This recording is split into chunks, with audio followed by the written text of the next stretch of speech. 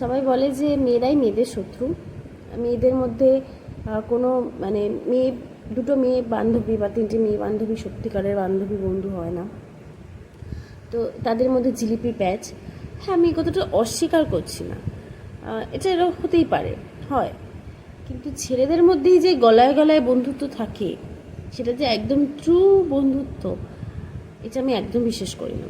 কারণ আমি নিজে অনেকবার প্রমাণ পেয়েছি, ছেলেরাও যে একসাথে পার্টি করলে, একসাথে বসলে বা একসাথে সারাদিন ঘুরে বেড়ালে যে খুব বন্ধুত্ব হয়, তাদের মধ্যে কোনো জিলিপি প্যাচ থাকে না, তাদের অন্তর অন্তর বন্ধু হয়, এমনটা একদমই হয় না।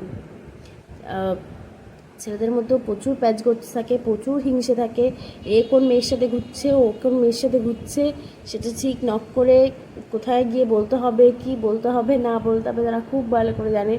তারা একদমই কোনো বিষয়ে রিগ্রেট করে না, তারা কোনো বিষয়ে তারা হেজিটেট করে না, তারা একদম গিয়ে বলে দেয়।